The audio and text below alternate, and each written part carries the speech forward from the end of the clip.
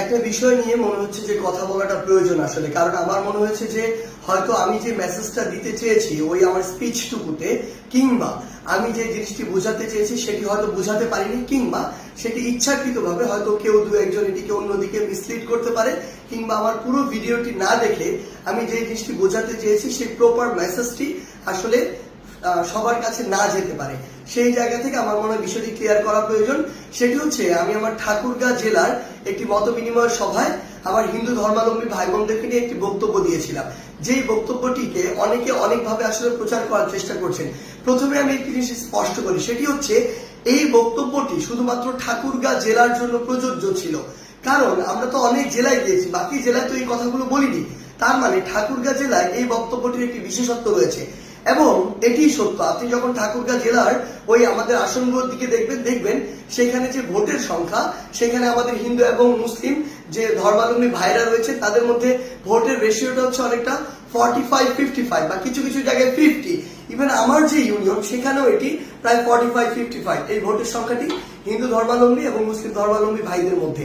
এখন আমি যে কথাটি সেখানে বলেছিলাম সেটি হচ্ছে, আমার সবচেয়ে খারাপ লেগেছে আমি যখন দেখেছি আমি আমার এলাকার যে ভাই বোনদের সাথে, যে বন্ধুদের সাথে, যে ছোট ভাইদের সাথে, হিন্দু ধর্মাবলম্বীদের সাথে একসাথে বড় হয়েছি, একই স্কুলে পড়েছি, একই জায়গায় পড়াশোনা করেছি, প্রাইমারি স্কুল লেভেলে, হাই স্কুল লেভেলে, তারা যখন আওয়ামী লীগ সরকার চেঞ্জ হওয়ার সাথে সাথে একটি ভয় নিয়ে, একটি আশঙ্কা নিয়ে তারা যখন ঘর বাড়ি ছেড়ে ওই ভারতের সীমান্তের দিকে রওনা হয়, যখন তাদের ঘর বাড়িতে হামলা করে, এটাও সত্য, ওই হামলা কিন্তু ধর্ম দেখে হয়নি, ওই হামলা হয়েছিল পলিটিক্যাল যে বিষয়গুলো সেই বিষয়গুলোকে প্রাধান্য দিয়ে।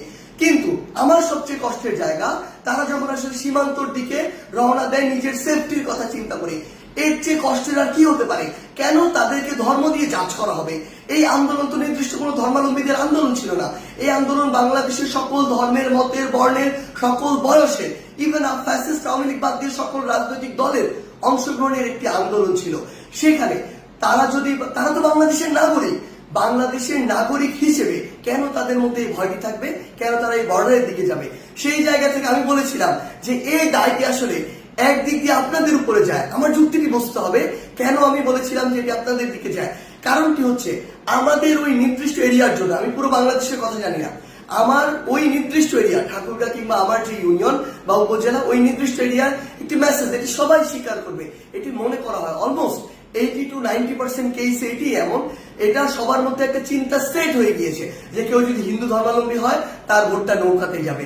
আমি আমার জায়গা থেকে যেটি বোঝাতে চেয়েছিলাম আমার ওই কথার মাধ্যমে, সেটি হচ্ছে এই যে একটি চিন্তা সেট হয়ে গিয়েছে, কিংবা এটি যে একটি বহিঃপ্রকাশ ঘটে, এটা আমার হিন্দু ধর্মাবলম্বী ভাইদেরকে বরং তার যতটুকু অধিকার, যতটুকু তার বুঝে পাওয়া উচিত ছিল ততটুকু পাওয়া থেকে বঞ্চিত করে।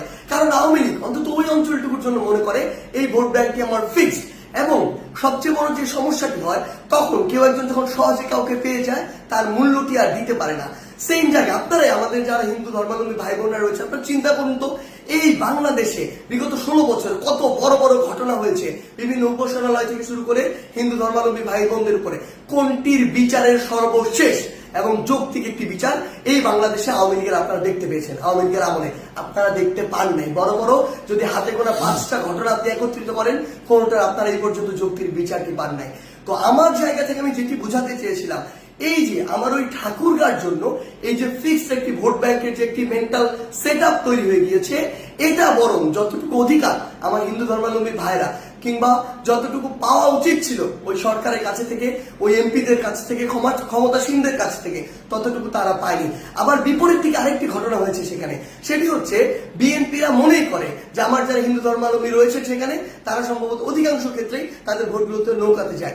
সেই ক্ষেত্রে তারা যদি কখনো ক্ষমতায় আসে বা থেকে থাকে, তাদের কাছেও যতটুকু গুরুত্ব পাওয়ার কথা বা যতটুকু প্রায়োরিটি পাওয়ার কথা ততটুকু পায় না। তো দিন শেষে কি দাঁড়ায়? দিন শেষে তারা আসলে বোথ সাইড থেকে, আমার জায়গা থেকে মনে হচ্ছে ওই নির্দিষ্ট এরিয়াটিতে বঞ্চিত হয়েছে।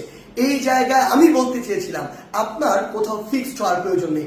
যে আপনার কথা বলবে, আপনার কথা শুনবে, আপনার যেটুকু অধিকার সেটুকু বুঝে দিবে এবং আপনার প্রয়োজনে আপনার পাশে দাঁড়াবে, আপনি তাকে ভোট দিবেন। কোনো দল দেখার প্রয়োজন নাই, মার্কা দেখার প্রয়োজন নাই, ভোট দিবেন যে আপনার জন্য কাজ করবে তাকে। এবং আরেকটি যে স্পষ্ট করি, একদম 5ই অগস্টের সেই ছাত্র জনতার অভ্যুত্থানের দিনে সন্ধ্যায় যখন আমার ইউনিয়ন থেকে আমার একজন বন্ধু ফোন দিয়ে বলে হিন্দু ধর্মাবলম্বী একজন বন্ধু, কারণ আমার ইউনিয়নে 45-55 হচ্ছে এই রেশিওটা হিন্দু ধর্মাবলম্বী এবং মুসলিম ধর্মাবলম্বীদের মধ্যে।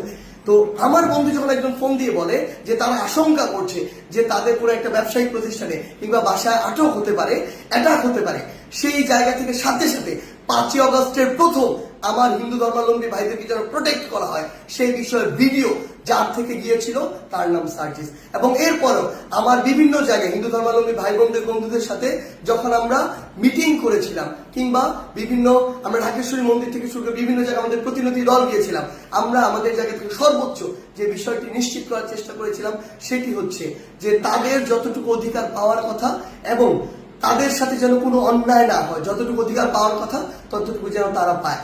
হয়তো আমি আমার জায়গা থেকে সেদিন আমার মেসেজটি ঠিক মতো বুঝাতে পারিনি, যদি আমার সীমাবদ্ধতার কারণে আমি বুঝাতে না পারি সেই জন্য অবশ্যই আমি আমার জায়গা থেকে দুঃখ প্রকাশ করছি, এটি করতে আমার বিন্দুমাত্র সমস্যা নেই। কিন্তু আমার যে উদ্দেশ্যটি ছিল সেটি ছিল অবশ্যই আপনাদের যে অধিকার সেই অধিকারের পক্ষে। এবং আরেকটি জিনিস স্পষ্ট করে বলে দিতে চাই, বাংলাদেশের নাগরিক হিসেবে যতদিন আপনি আপনার এই অধিকারটুকু বুঝে না পাবেন ততদিন আপনাদের পক্ষে আমাদের সবার যে লড়াই, বৈষম্য বিরোধী ছাত্র আন্দোলনের যে লড়াই সেটি চলবে।